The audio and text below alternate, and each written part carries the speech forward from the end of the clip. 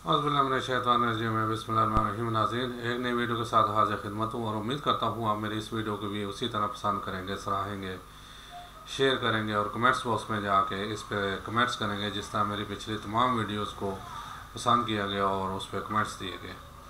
नए आने वालों के लिए रिक्वेस्ट, मेरे चैनल को सब्सक्राइब करें और बेल आइकन को टच करें, साथ ऑल को दोबारा टच करें ताकि मेरी तमाम वीडियोस आप तक बआसानी पहुंच सकें। और साथ फिर रिक्वेस्ट के कमेंट्स बॉक्स में जाके लाजमी कमेंट्स दिया करें ताकि मेरी एक तो दिलजोई हो, दूसरी मैं अपनी वीडियोस को आपके कमेंट्स के मुताबिक अपग्रेड कर सकूं। नाज़रीन, आज को आप लोगों को पता है कि एक सिलसिला शुरू किया हुआ है। हमारे जितने जनरल पाकिस्तान बनने के बाद से लेके अब तक आर्मी चीफ बने, कमांडर इन चीफ बने, तो उनके अहवाल ज़िंदगी जो जो उन्होंने किया, अच्छा किया वो भी आपके सामने रख रहा हूँ, बुरा किया वो भी आपके सामने रख रहा हूँ। और अपनी तरफ से मैं कोई भी चीज़ नहीं कह रहा।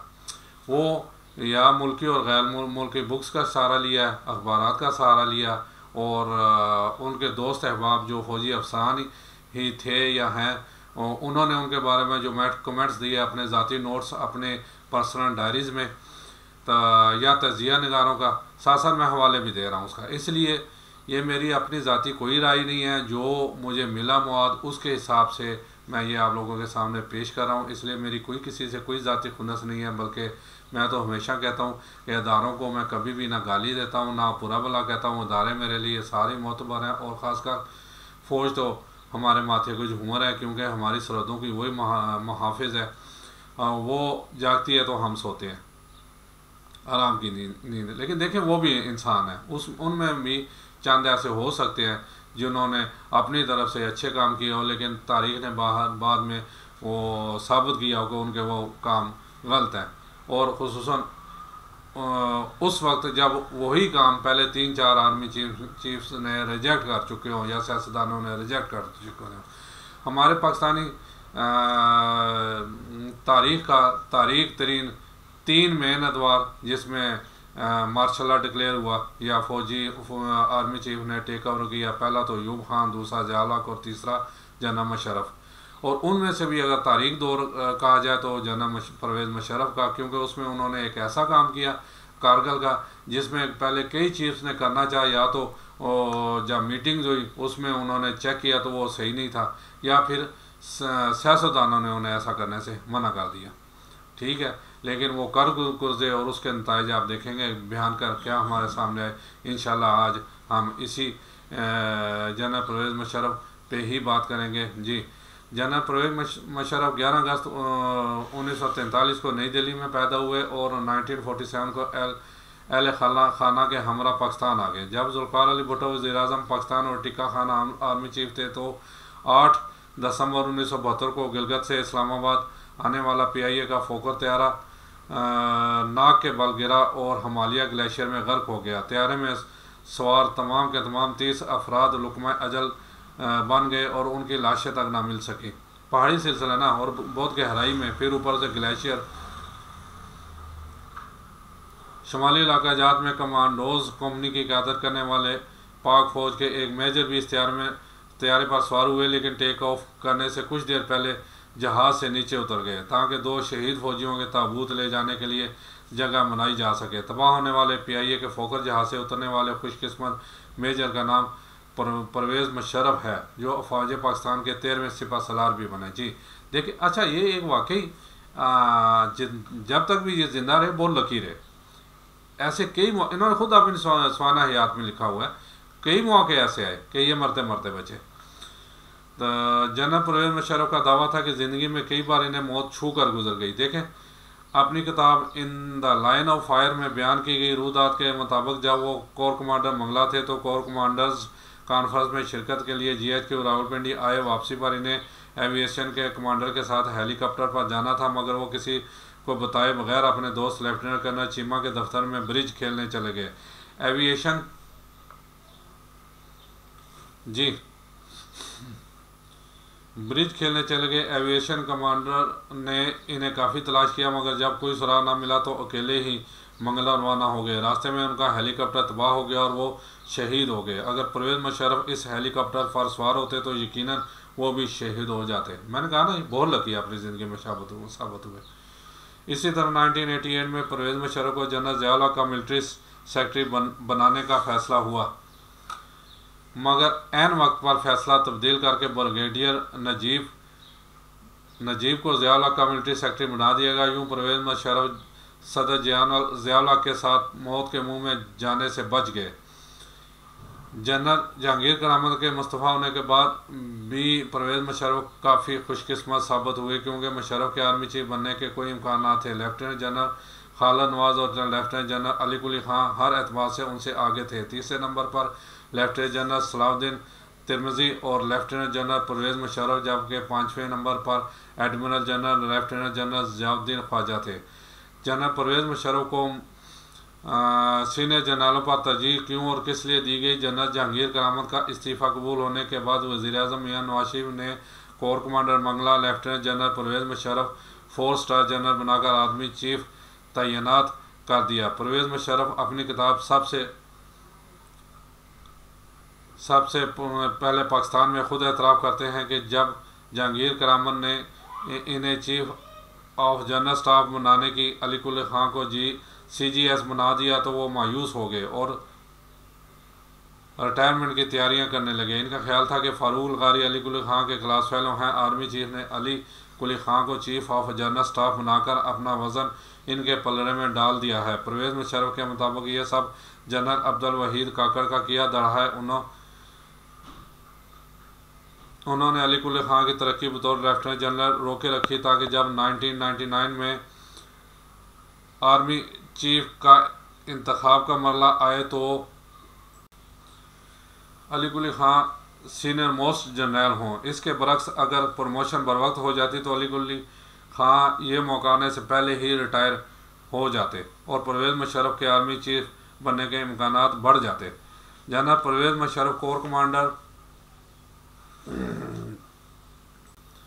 मंगला थे और बकौल उनके वो 7 अक्टूबर 1998 को अपनी बीवी साहिबा परवेज़ के साथ बैठे टीवी देख रहे थे, जब इन्हें शाम 7:30 बजे वज़ीर-ए-आज़म सेक्रेटरीट से कॉल मौसूल हुई। बताया गया कि वज़ीर-ए-आज़म मियां नवाज शरीफ आपसे मिलना चाहते हैं। परवेज़ मुशर्रफ ने जवाब दिया, ठीक है, मैं सुबह हाज़िर हो जाऊँगा। मिलिट्री सेक्रेटरी ने कहा, नहीं सर, सुबह नहीं, अभी जिस कदर जल्दी मुमकिन हो तशरीफ़ ले आएँ। परवेज़ मुशर्रफ ने कहा, ठीक है, मैं आता हूँ, पहले आर्मी चीफ को बता दूँ। मिलिट्री सेक्रेटरी ने फिर वाज़ा किया कि यह बहुत खुफिया मामला है, आप किसी को मत बताएं और वज़ीर आज़म सेक्रेटरीट आ जाएं। परवेज़ मुशर्रफ ने हैरत का इजहार करते हुए पूछा, मुझे किस चक्कर में बुलाया जा रहा है? मिलिट्री सेक्रेटरी ने कहा, सर आप आएँ तो सही, सब मालूम हो जाएगा। परवेज़ मुशर्रफ ने आखिरी सवाल किया, क्या मैं वर्दी पहन कर आऊँ? मिलिट्री सेक्रेटरी ने कहा, जी सर, यूनिफॉर्म में आओ। परवेज़ मुशर्रफ लिखते हैं कि उनकी गाड़ी इस्लामाबाद में दाखिल हो रही थी तो ISI लाहौर के कमांडर ब्रिगेडियर एजाज शाह की फ़ोन कॉल आई। ये वही एजाज शाह हैं जो तहरीक इंसाफ की हुकूमत में वज़ीर दाखिला थे। ब्रिगेडियर एजाज शाह ने कहा, सर मुबारक हो, आपको आर्मी चीफ बनाया जा रहा है। परवेज़ मुशर्रफ ने कहा, यह क्या बकवास है? यानी फ्रेंकली जैसे मुँह से निकल जाता है, फिर दोस्त है आपस में।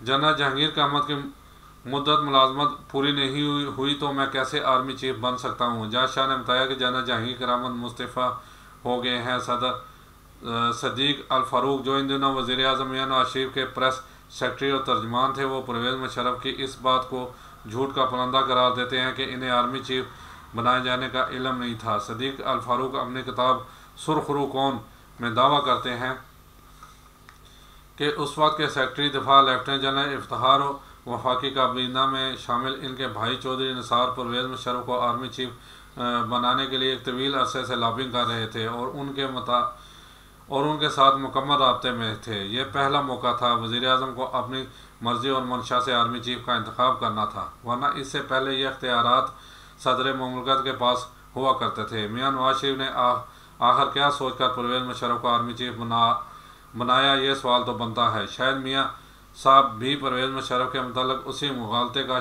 शिकार हुए जिसकी जद में आकर साबिक़ वज़ीर-ए-आज़म ज़ुल्फ़िकार अली भुट्टो ने जनरल ज़िया का इंतखाब किया। भुट्टो का ख्याल था जनरल ज़िया नमाज़ें पढ़ता रहेगा और मैं हुकूमत करता रहूँगा, जबकि मियां नवाज शरीफ को ये खुशगुमानी थी कि जनरल परवेज़ मुशर्रफ कुत्ते नहलाता और सिगार से जी बहलाता रहेगा, जबकि वो हैवी मैंडेट के साथ ज़रिए हुकूमती फ़राइज़ सर अंजाम देते रहेंगे। मियाँ नवाज शरीफ ने अली कुली ख़ान और खाला नवाज़ को सुपरसीड क्यों किया? एक वजह तो ये थी कि अली कुली ख़ान मेजर जनरल हबीबुल्लाह खटक के फर्जंद थे, जबकि गौहर अयूब ख़ान उनके बहनोई थे। सेक्रेटरी दिफा ने मियाँ नवाज शरीफ को बताया होगा कि बंदा कितना ही प्रोफेशनल क्यों ना हो, तबीयत में हुक्मरानी की खूब नहीं जाती। इसके अलावा वज़ीर-ए-आज़म मियाँ नवाज शरीफ को मुख्तलिफ ज़राए से रिपोर्ट्स मिल रही थी कि अली कुली ख़ान और खाला नवाज़ का शुमार उनकी हुकूमत के बदतरीन मुखालफिन में होता था।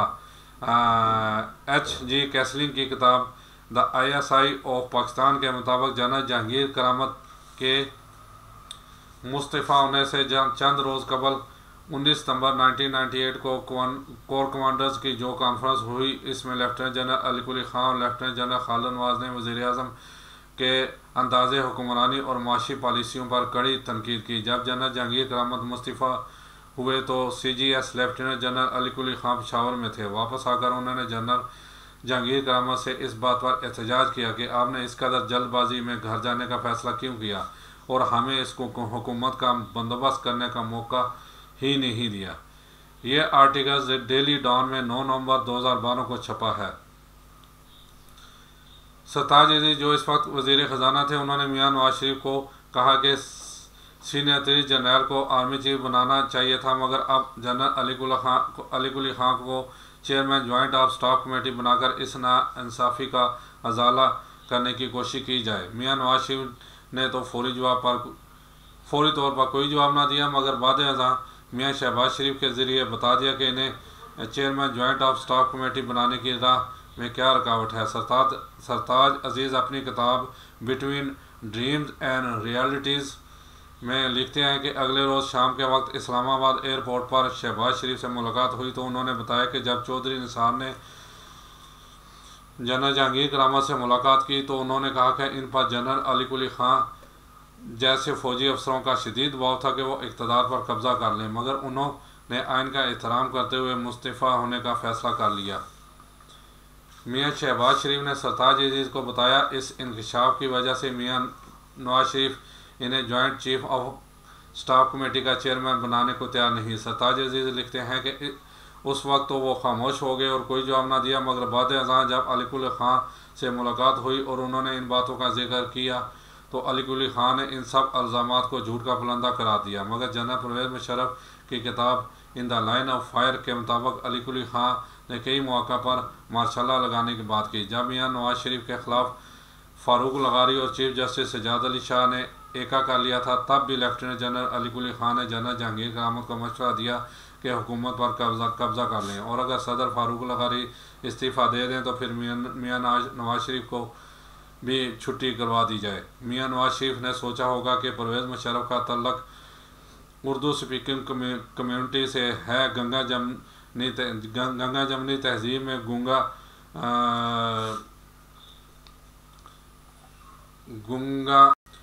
खबरील वफादारी और ताजशारी में अपनी मिसाल आप होगा, मगर ये फैसला करते वक्त वो बाज़ हक़ाइक़ को नज़रअंदाज करके परवेज़ मुशर्रफ की सिपाहियाना ज़िंदगी डिसिप्लिन से आरी रही और वो कभी भी नज़्म ज़ब्त के जवान नहीं रहे। परवेज़ मुशर्रफ ने अपनी खुद नोश्त सबसे पहले पाकिस्तान में ये एतराफ़ किया है कि PMA काकूल में ट्रेनिंग के दौरान ही इन्हें फ़ौज से निकाल दिया जाता, मगर अहमद अली के पेश नज़र माफ़ कर दिया गया। 1965 की जंग के दौरान जब परवेज़ मुशर्रफ की यूनिट छंगा मांगा तैनात थी तो परवेज़ मुशर्रफ ने 8 दिन की छुट्टी मांगी। कमांडेंट ऑफिसर ने जब छुट्टी ना दी तो अज खुद छुट्टी लेकर कराची एक्सप्रेस का टिकट लेकर घर रवाना हो गए।